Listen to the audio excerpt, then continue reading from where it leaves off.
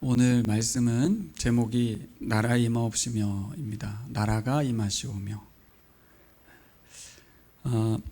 그동안 주기도문을 많이 암송해 왔는데요. 나라가 임하시오며 이 표현이 잘 다가오지 않았었던 것 같습니다. 하나님 나라라는 말이 참 막연하게 들렸던 것 같아요. 근데 왜 그동안 내가 하나님 나라 이 표현이 나라가 임하여 주십시오 라는 이 표현이 막연하게 다가왔을까? 왜 피부에 와닿지 않았을까? 이번에 사사기를 묵상하면서 깨닫게 됐습니다. 그래서 내가 이 주기도문의 이 말씀, 이 기도가 와닿지 않았구나. 왜냐하면 여전히 우리는 우리가 꿈꾸는 나라가 이 세상에 펼쳐지기를, 이루어지기를 소망하고 있기 때문이라는 것입니다.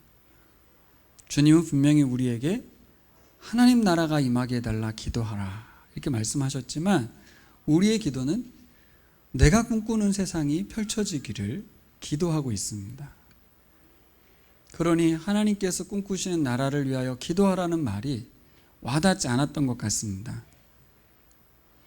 근데 여러분, 우리가 꿈꾸는 나라, 우리가 소망하는 나라가 이 땅에 이루어질 거라는 것은 헛된 소망이라고 사사기에서 고발해 주고 있습니다.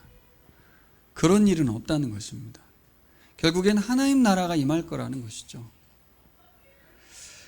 그래서 우리가 같이 묵상해온 이 사사기 본문을 마지막 말씀을 통해서 우리에게 있는 민낯이라고 하죠. 화장하지 않은 얼굴, 나의 본래 얼굴, 생얼, 이런 것들을 여실히 드러냈던 이 사사기 말씀.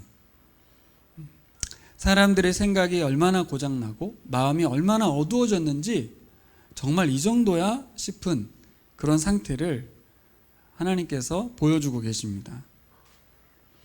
그런데 문제는 이렇게 고장난 사람들이 바로 이스라엘 자손들이라는 거죠. 제가 한 달 전 첫 설교를 할 때 이스라엘 자손들의 의미를 한번 정리해 주었죠. 이스라엘 자손이 어떤 사람들입니까? 창조주 하나님을 섬기는 사람들이죠. 출애굽의 하나님의 은혜를 먹고 광야 40년을 살았던 사람들이 이스라엘 자손들입니다. 시내산에서 율법을 전수받아서 거룩한 민족, 제사장 나라로 임명받은 바로 그 사람들. 세상에 우리는 하나님 백성이야 라고 자랑하는 백성이 바로 이스라엘 자손들인데 그들의 모습이 얼마나 고장나 있고 그들의 상태가 얼마나 마음이 어두워져 있는지 사사기에 기록되어 있습니다. 또한 우리도 마찬가지죠. 우리는 예수님을 믿고 그리스도인이 되었습니다. 세상을 살아가면서 예수 그리스도의 제자로서 선한 영향을 미치며 살아가는 사람들이라는 거죠. 하나님의 말씀을 묵상하고 세상을 향하여 왕같은 제사장으로 사명을 부여받은 사람들이라는 것입니다. 그러니까 이스라엘 자손하고 우리들의 모습이 서로 거울로 비춰주듯 반사되어서 보이는 것을 보게 됩니다. 이스라엘 자손, 그 특별한 백성이 크리스찬, 그 특별한 사람들이 전혀 다른 사람들로 세워진 우리들이 이스라엘 자손의 모습과 별반 다르지 않았다. 이스라엘 자손의 모습은 이방 민족과 별반 다르지 않았다. 근데 착각하고 있는 거죠. 우리는 하나님의 특별한 민족이야. 우리는 예수님 믿는 사람들이야. 여러분, 교회가 사회에 지탄받는 상황에서 여전히 교회만이 세상의 소망이다 라고 말할 수 있느냐는 것입니다. 예수께서 제자들에게 너희는 세상의 소금이요 빛이다 라는 말씀이 주어졌는데 여전히 유효하냐는 것이죠. 여러분, 이스라엘 자손의 모습에서 발견되는 우리들의 모습, 자화상, 이 시대의 모습을 통해서 우리가 할 수 있는 거라고는 깊은 한숨밖에 없습니다. 사사기를 읽으면 읽을수록 한숨만 나오는, 그래서 과연 이 어두움에서 헤어나올 수 있을까? 정말 이 사회가 회복될 수 있을까? 사사기에서는 소망을 발견하기가 어렵습니다. 근데 여러분, 지난 한 달간 설교를 들으시면서 잘 따라오신 분들은 사사기가 절망의 책인 것 같지만 소망의 책임을, 그래서 소망을 발견할 수 있다는 것을 말씀드렸는데요. 소망이 발견되십니까? 주님은 우리에게 하나님 나라가 임하게 해달라고 기도하라고 하십니다. 저는 오늘 여러분들에게 딱 한 말씀 드린다면 주께서 우리에게 하나님 나라가 임하게 해달라고 기도하라고 하신다. 방법이 그거밖에 없어요. 그분이 왕이 되어주셔서, 왕이 직접 오셔서 그분의 통치가 임하는 세상이 펼쳐져야만 해결될 수 있다는 것을 소망으로 갖게 됩니다. 그분이 진짜 우리의 주가 되셔야 된다는 거예요. 우리의 주가 예수님이셔야 된다는 것입니다. 그래야만 회복이 있고 소망이 있습니다. 왜 제자들에게 하나님 나라의 임재를 위해서 기도하라고 했는지 사사기 말씀을 살펴보려고 합니다. 오늘 말씀 사사기 19장과 20장은 여러분 잘 아시는 것처럼 도저히 상상할 수 없는 꾸며낸 얘기 같은 이스라엘 자손의 난맥상을 자세하게 기록하고 있습니다. 읽어가는 내내 불편하고, 도대체 이런 인간들이 온 세상의 축복의 통로인가? 하나님의 거룩한 백성 맞나? 이방 나라 사람들이 볼 때 그들이 섬기는 하나님을 비아냥대기 십상이라, 그렇게 생각이 됐습니다. 요즘 우리 교회가 엄청 비아냥 받고 있잖아요. 그렇군요. 여러분들은 정말 거룩한 거 맞아요. 당신들은 참 유별나요. 당신들 하나님을 많이 닮았어요. 이렇게 비아냥거리는 시대입니다.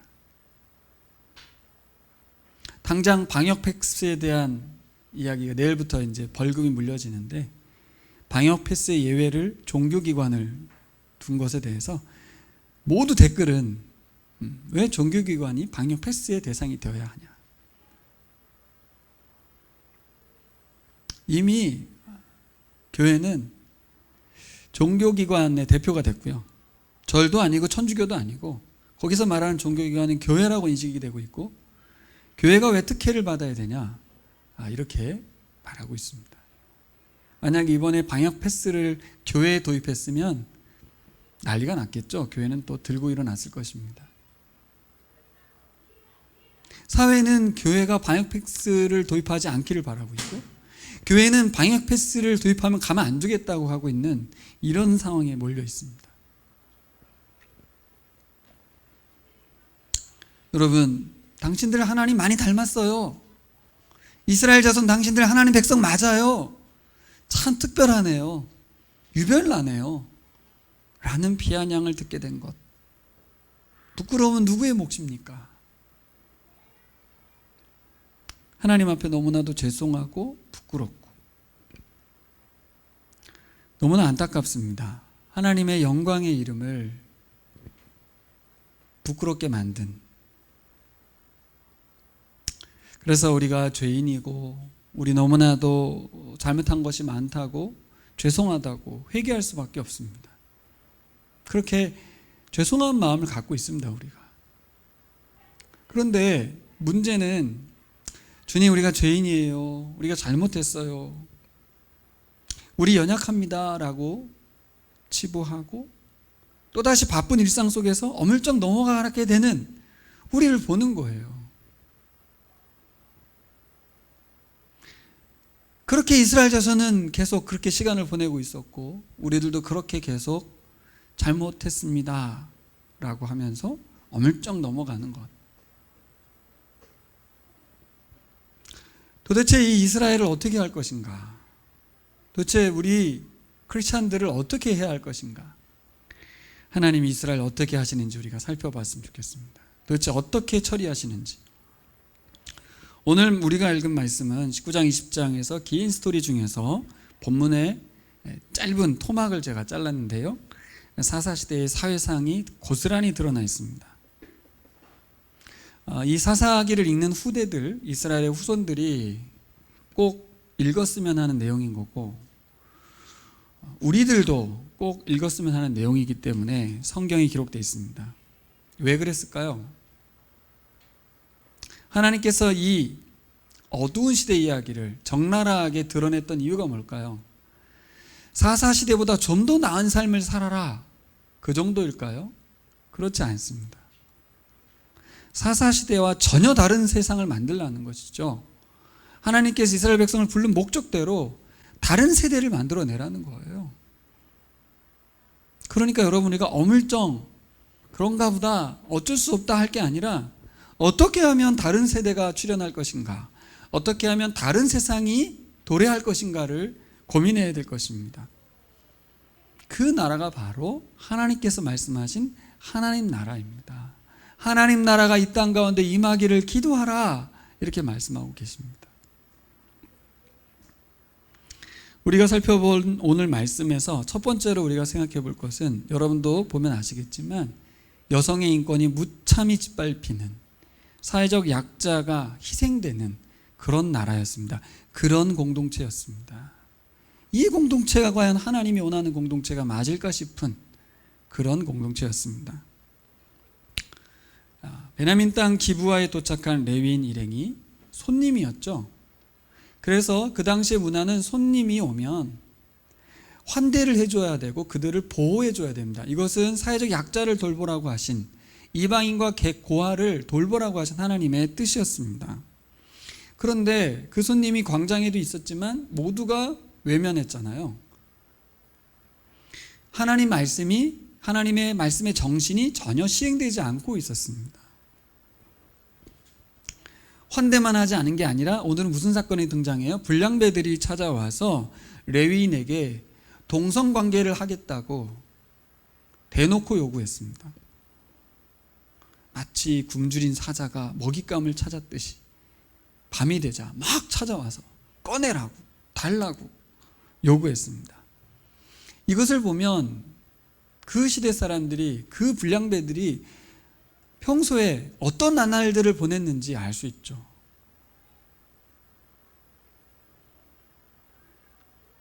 새로운 성적 대상이 출현했다는 것만으로도 그들이 흥분을 감추지 않고 마구 달려온 거예요. 환대하고 보호해주기보다는 그들을 착취하겠다는 거예요. 이 말씀 여러분 잘 아시는 창세기 19장에 소돔성, 그죠? 롯이 천사를 손님으로 맞았던 사건하고 흡사합니다. 롯을 겁탈하려고 했을 때 천사가 와서 이렇게 돕잖아요. 소돔 성읍이 어떻게 됐습니까? 불의 심판을 당했죠. 이 사건은 이 기브와 불량배들의 어떤 죄악들, 그리고 그 베냐민 지파의 모든 죄악들을 드러내면서 결국 이 땅에도 심판이 있을 것임을 예고하는 것입니다. 또한 노인의 반응도 시대의 완악함을 그대로 드러내고 있습니다. 손님을 보호한다고 선택한 것이 뭐였습니까? 희생양을 선택하는 거였어요. 그 희생양이 누구예요? 바로 자기의 처녀딸, 그리고 레위인의 첩이었습니다. 악한 일을 막겠다고 생각해낸 것이 뭐냐면 약자를 희생시키는 거였어요. 당시 세계가 여성의 인권을 어떻게 생각했는지, 여성에 대한 인식이 어떤 인식을 가졌는지 알 수 있는 대목입니다.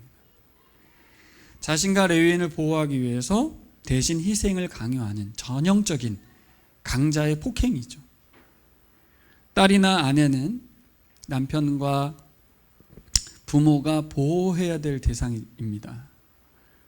그리고 남자와 여자는 동일한 하나님의 형상을 입은 사람들입니다. 하나님의 형상이에요. 그런데 그 여인들은 남자들을 살리기 위해서 대신 죽어도 되는 그런 아주 하찮은 존재가 되어 있습니다. 너무나 충격적인 것은 이 상황에서 레위인이 아무 말도 하지 않는다는 거예요. 노인이 자기 딸을 주겠다, 첩을 주겠다라고 말할 때 레위인은 언급이 없어요. 레위인이 어떤 사람입니까? 하나님의 말씀을 전하는 자. 무엇이 선이고 악인지 하나님의 기준점을 알고 있는 자. 근데 그는 침묵하고 방관하고 노인의 행태를 구경하고 있습니다.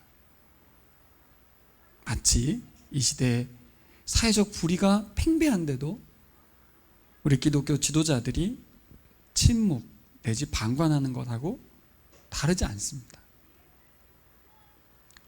놀랍게도 레위인은 강제로 자신의 첩을 바깥으로 끌어내고 문을 닫아버렸습니다. 기브아의 불량배들은 밤새 레위인의 첩을 성폭행했고 그녀는 간신히 집까지 당도한 후에 굳게 닫힌 문을 열지 못하고 문지방에 손을 올려놓은 채 쓰러졌다. 아주 상세하게 성경이 묘사하고 있습니다. 막 필름이 돌아가죠. 분명 첩이 어떻게 됐을지 예상했는데도 불구하고 레위인은 그 집에서 잠을 잡니다.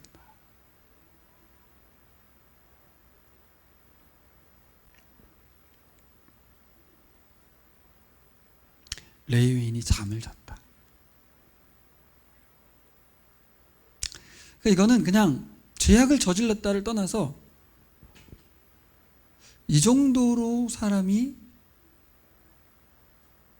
생각이 없고 마음이 어두워졌다라는 걸 보여주지 않습니까?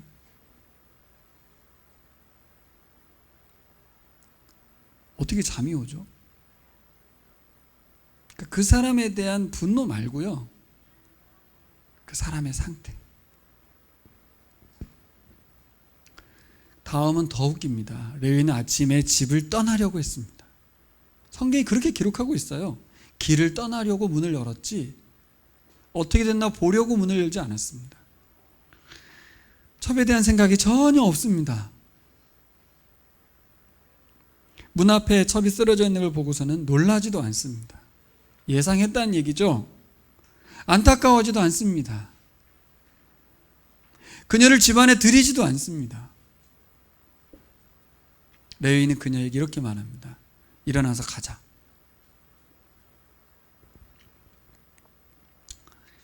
저는 이것을 읽으면서 깜짝 놀랐어요. 누가 이 레위인의 말과 행동을 지켜보고 이걸 기록했지? 이게 어떻게 우리에게 전달되고 있지? 그럼 누가 이것을 들었고 누가 이것을 기록했습니까? 아무도 몰랐을 이야기잖아요.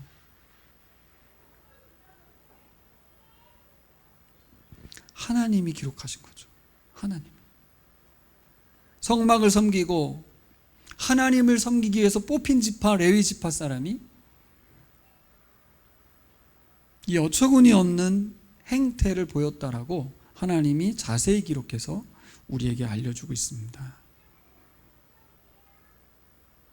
뭘 말해요? 하나님 말씀을 너무 잘 알고 있고 하나님 말씀을 가르치는 종교 지도자인 이 사람의 모습을 기록하면서 하나님이 꿈꾸신 나라가 아니라는 걸 알려주는 거죠. 하나님이 생각한 사람이 아니라는 것입니다.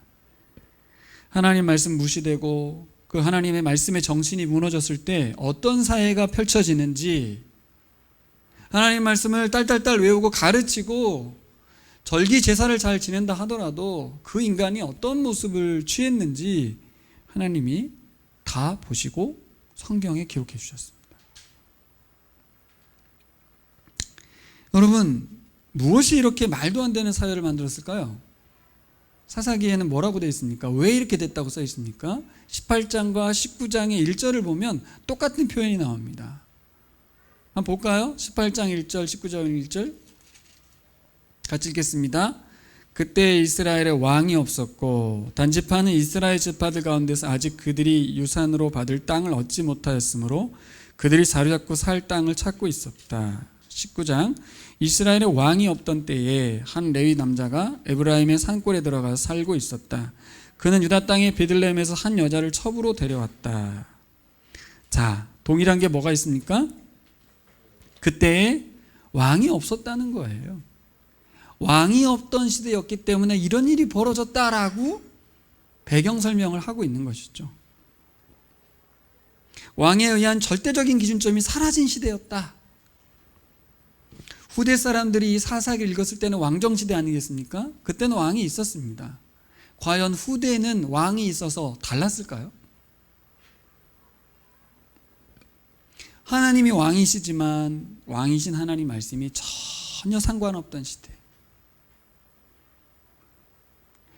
하나님이 우리의 왕이시지만 그 하나님의 왕이신 하나님의 말씀이 우리하고 전혀 상관없는 삶이라면 사사시대나 왕정시대나 21세기나 각자의 소견에 오른 대로 살아간 시대였다. 여러분, 제 소견에 오른 대로 살아가려면 뭐가 근거가 있어야 되냐면 최소한의 상식과 이성이 작동해야 됩니다. 그런데 오늘 본문을 보면 제 소견에 오른 대로 살아가기에 내버려 두기에는 하나님의 왕으로서 역할을 하지 않으시면 안 되는 이유가 써 있습니다. 뭐예요? 사람들이 근본적으로 심각한 상태에 빠져 있다는 거예요. 하나님의 말씀을 몰라서 이들이 이렇게 살았냐고. 하나님의 말씀 가르치는 자였는데.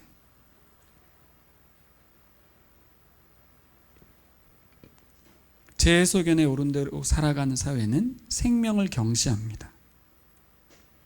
이용하고 짓밟고 죽입니다. 그래서 사람들을 견제하게 되고 경계하게 되고 선을 긋게 됩니다. 모두가 왕의 자리에 앉은 사회, 제 소견에 오른 대로 살아가는 사회는 두려움과 불안에 떠는 사회입니다. 왜 사람들이 강자의 폭력에 시달리고 약자가 휘둘리고 고통받게 될까? 왜 상식적이고 이성적인 사고, 정상적인 사고와 행동들이 일어나지 않게 될까?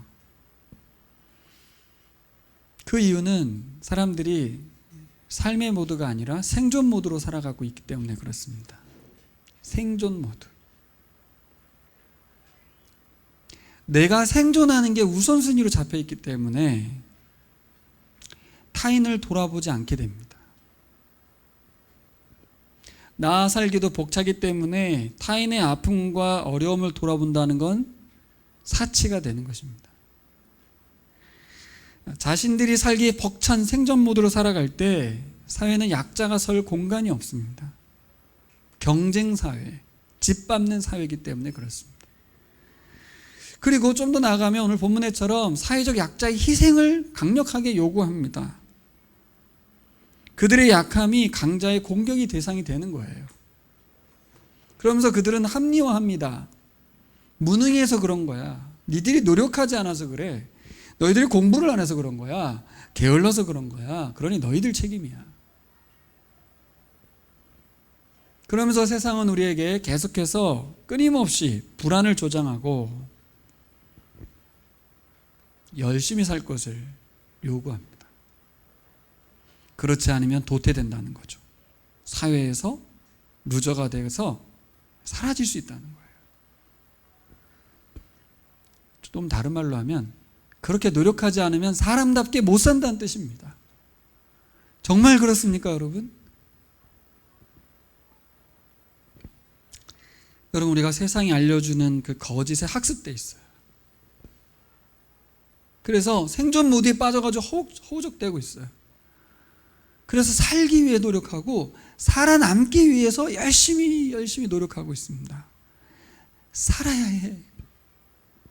살아남아야 해. 근데 제가 질문이 생겼어요. 왜 이렇게 죽을 똥살똥 살아남으려고 하지? 생존의 이유가 뭐지? 왜 자꾸 살아남으려고 하지? 왜 우리는 도태되면 안 되고 승리해야만 하는가? 전혀 생각하지 않는 거예요. 생존 모드에 빠져버리면 주위를 돌아보지 못할 뿐더러 자기가 왜 이 생존 모드에서 허덕거리는지 잊어버리는 겁니다. 무엇을 위해서 내가 생존해야 되는지를 잃어버리는 거예요. 왜 이렇게 됐습니까? 삶의 모드, 라이프 모드.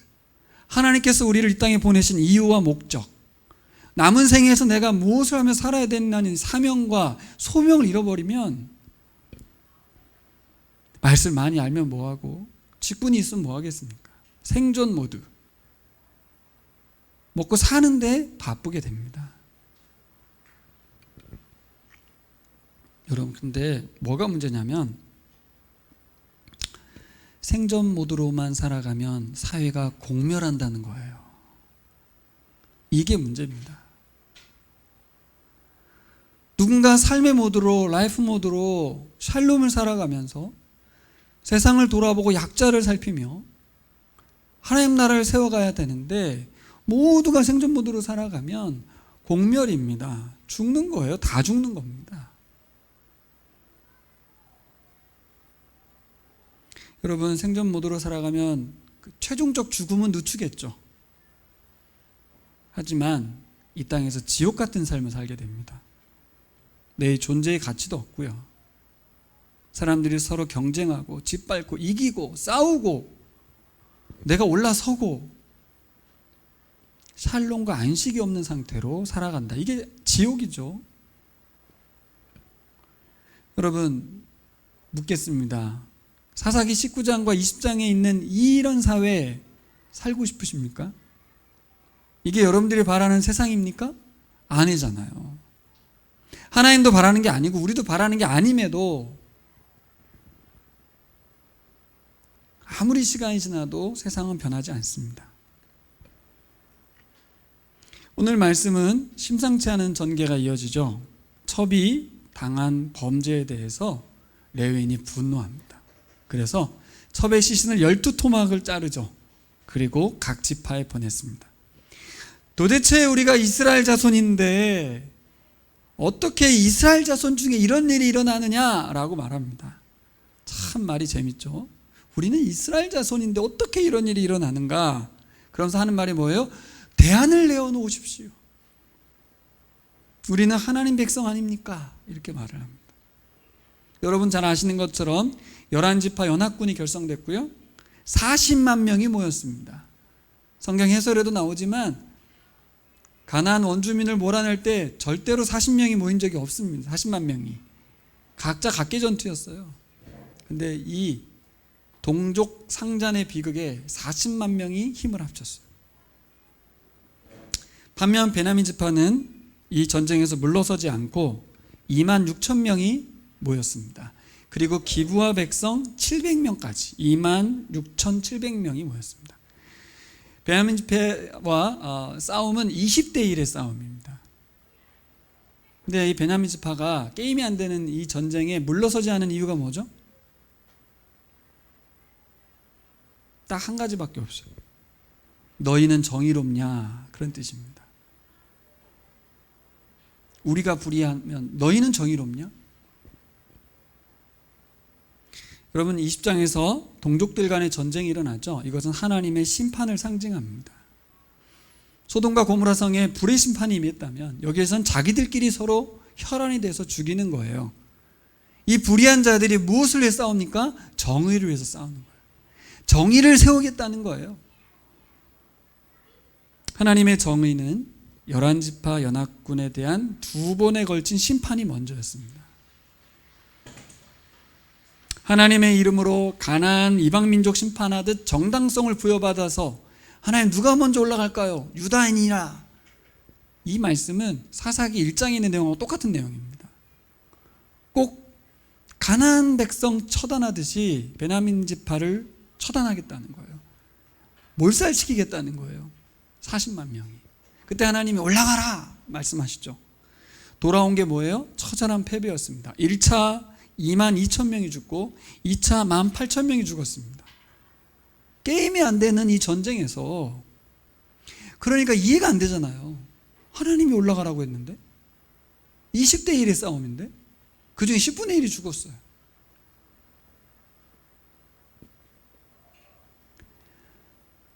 열받지 않겠습니까?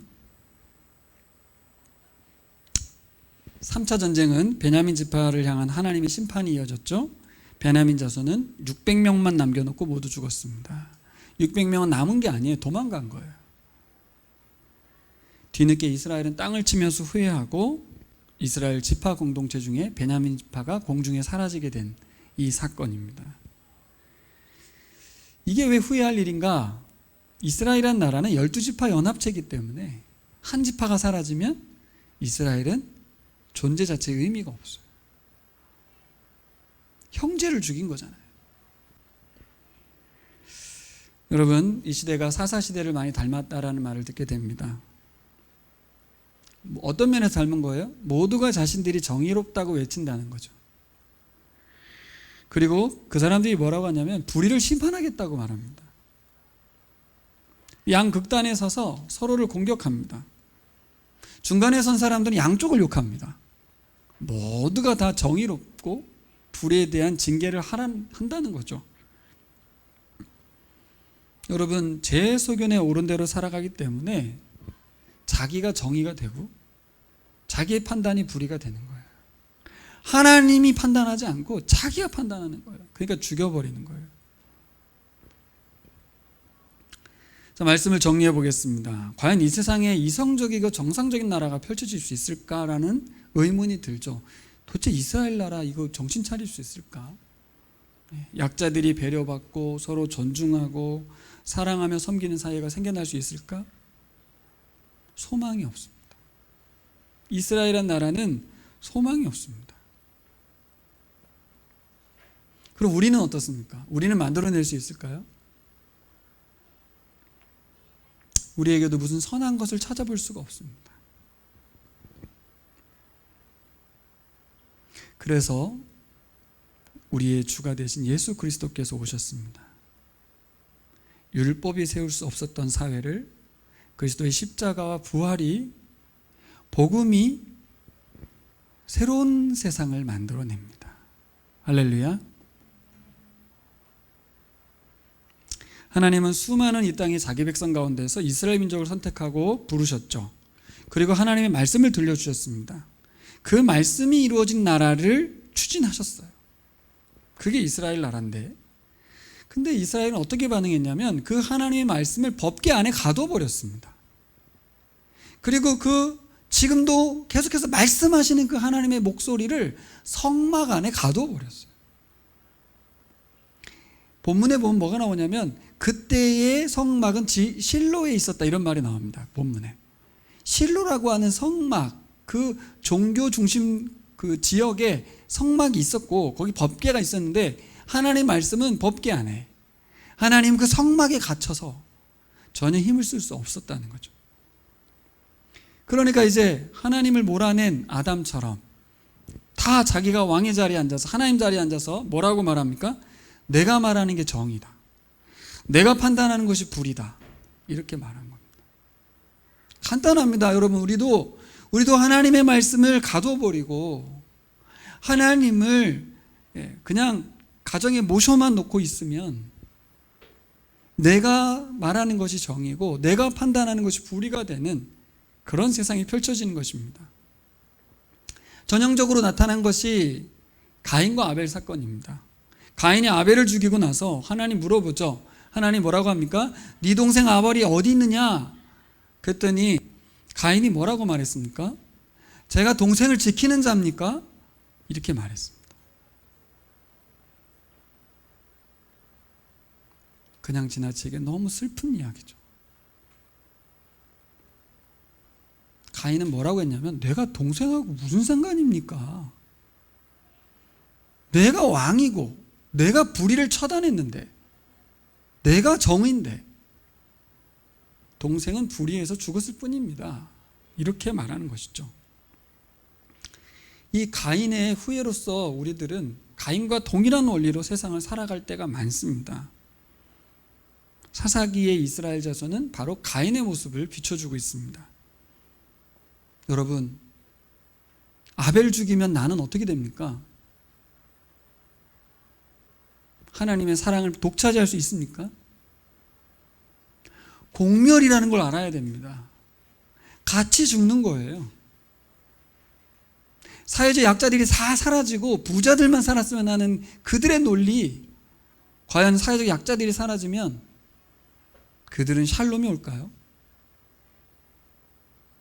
여러분, 나 혼자 살아서 될 일이 아닙니다. 다른 분들이 살아나야만 내가 살 수 있다는 걸 깨달아야 됩니다. 여러분, 하나님이 꿈꾸셨던 나라는 사사기 모습과는 정반대되는 나라였다는 것이죠. 하나님은 그런 나라 만들려고 한 적이 없다는 것이죠. 왜 그렇게 됐어요? 하나님 말씀이 법궤 안에 갇혔기 때문에. 여러분, 이스라엘은 충분히 그런 나라를 세울 수 있었습니다. 하지만 하나님 말씀 법궤에 가두고 하나님을 성막에 가둔 채, 그럼 그 다음에 어떻게 했어요? 자기들의 손에 우상을 줬죠. 대체를 했단 말입니다. 자신의 주인을 바꾼 거예요. 뭘로? 자기가 왕 되었으면서 또다시 누구를 섬겨요? 우상을 섬기고 집안에 우상들을 가득 채워놓고 그렇게 자신들이 원하는 세상을 꿈꾸며 흥분하며 살았습니다. 여러분, 하나님의 생명의 말씀만이 나를 살리고 우리 공동체를 살릴 줄 믿습니다. 여러분, 가두어져 있는 하나님 말씀을 펼치시기를 바랍니다. 읽으시고 묵상하시기를 바랍니다. 그래서 하나님의 계획이, 그 마음이 우리의 손과 발로 이 땅에서 시행되어지기를 소망합니다. 그러면 여러분, 하나님 나라 관점에서 죽어서 천국 가서 그때 누리는 하나님 나라 말고 지금 여기에서, 우리 사회에서, 우리 공동체 안에서 여기에서 하나님 나라 맛볼 수 있다고 예수님 말씀하신 것입니다. 누가복음에 예수님 뭐라고 그랬어요? 하나님의 나라는 볼 수 있게 임하는 것이 아니요 또 여기 있다 저기 있다고도 못하리니 하나님의 나라는 너희 안에 있느니라. 이 너희가 누굽니까? 우리 이 속, 마음에 그게 아니고 너희들 이 공동체 가운데 하나님 나라가 이미 임했다, 이렇게 말씀하셨습니다. 무슨 뜻입니까? 예수께서 오셔서 왕으로 이 땅에서 통치를 시작하셨단 말입니다. 이 공동체가 예수님을 왕으로 인정하고 그분을 따르게 되면 이곳이 하나님 나라다, 그렇게 말씀하셨습니다. 실제 제자들은 하나님 나라를 맛봤죠. 이방 왕과는 다른 예수 그리스도 그 왕께서 그들의 종이 되어서 섬기셨습니다. 허리를 숙이시고 발을 닦으셨죠.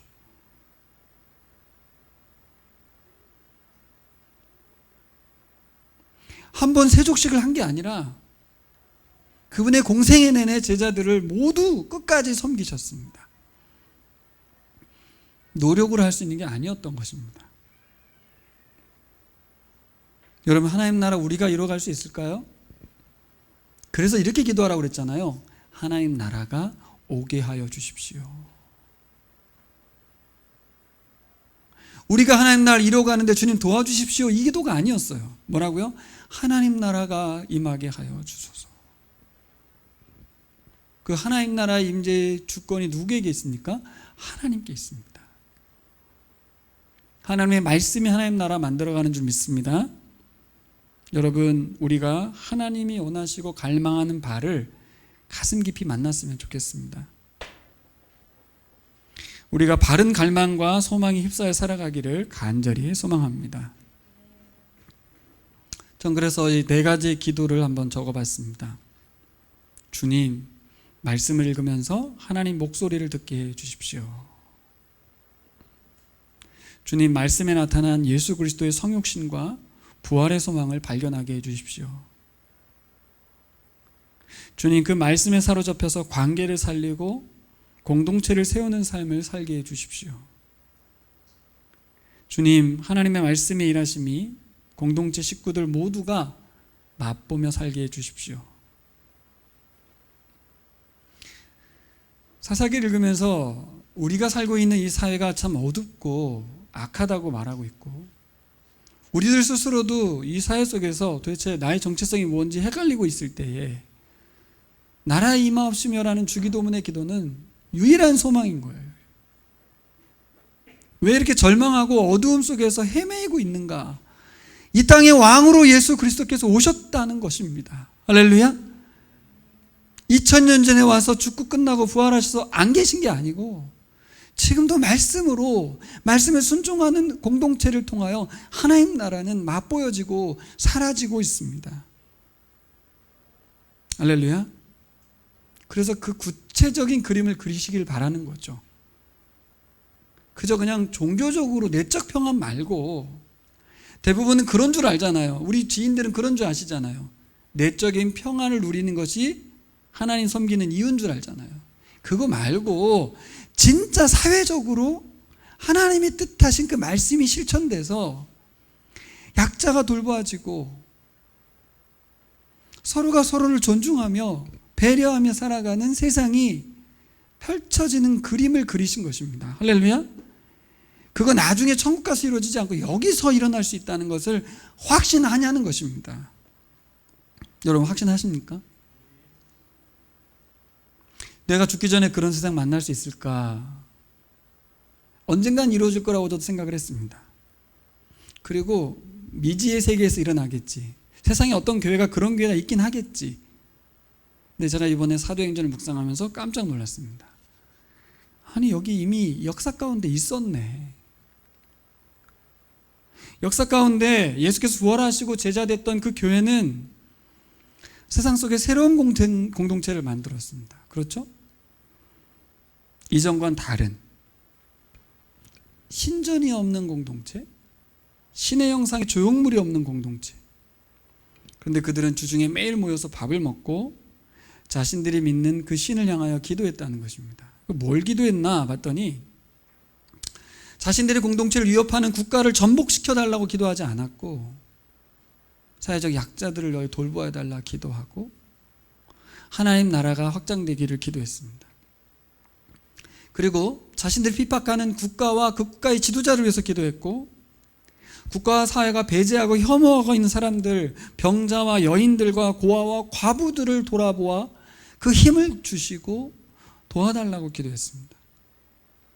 그렇게 보면 돈 없는 자들, 백 없는 자들만 이 공동체로 모여들어서 비주류의 모임이 되어야 하는데 그 공동체에는 부자들도 왔고 밭을 팔아서 그 공동체에 기부하고 사람들 필요에 따라 나눠줬다는 것입니다.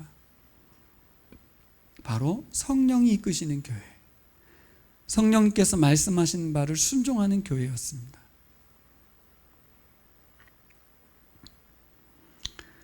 주기도문을 이 땅 가운데 펼치셨던 주님께서 그 제자들로 하여금 이 땅 가운데 하나님 나라가 임하게 해달라 기도하라고 했던 것은 단순히 주문을 외우라고 한 게 아니고 그렇게 해서 어떤 종교 집회에서 맨날 기도하라고 한 게 아니라 오늘 하루 하나님 나라가 이 땅 가운데 펼쳐지기를 소망하며 간절히 기도하라는 명령이셨습니다. 여러분 주님께서는 2022년, 23년 우리 교회가 이러한 공동체를 위해서 기도하라고 말씀하십니다. 내 말이 시행되는 공동체를 넘어서 하나님께서 말씀하신 바가 이루어지는 공동체를 꿈꾸고 기도하라고 말씀하십니다. 또 내가 죽으면 천국 가면 누리는 하나님 나라 말고 내 생애 안에 하나님 나라를 맛보고 살기를 바라고 계십니다. 너희는 이렇게 기도하라. 하늘에 계신 우리 아버지여, 이름이 거룩히 여김을 받으시오며 나라가 임하시오며 뜻이 하늘에서 이룬 것 같이 땅에서도 이루어지기를 바라라. 여러분, 우리가 이 땅에 소망이 없는 것 절망하지 말고 하나님을 소망 삼고 살아가는 그 기쁨 속에서 많은 사람들이 우리를 바라보며 소망을 삼기를 소망합니다. 이번에 우리 콘서트를 준비하면서 후원하시는 분들의 내역을 이렇게 보면 사역자분들이 후원이 많거든요. 제 지인들이니까. 그 중에 전도사님인데도 불구하고 신학교 공부를 하고 있음에도 학비 마련도 어려운 분이 거금을 후원을 하는 걸 봐요. 이게 과연 콘서트 후원일까 싶은 금액이 들어왔는데 이걸 왜 헌금하지? 여러분 왜 헌금하는 것 같습니까? 늘 학비가 부족한 그런 분들이 성령이 감동하시면 순종한 거겠죠. 뭘까요? 나무 아래 교회는 주님의 교회로서 제 역할을 감당해 달라는 것이죠. 나무 아래 교회가 하는 이주민 사역과 이 섬김의 사역에 동역하고 싶다는 뜻이죠. 회비내라고 하면 10,000원, 20,000원 막 깎아대시는 전사님들이 책 할인을 많이 해달라고 한 전사님들이 그런 금액을 헌금할 수 있다는 것은 우리 교회가 많은 교회들에게 또한 소망을 주고 있다는 것을 생각하게 됩니다. 우리가 굉장히 부담스러운 상황입니다. 그럴수록 우리는 더 부담감 속에 헤이지 말고 하나님 나라, 이 땅에서 교회됨 성실하게 추구하는 교회가 되기를 소망합니다. 기도하겠습니다.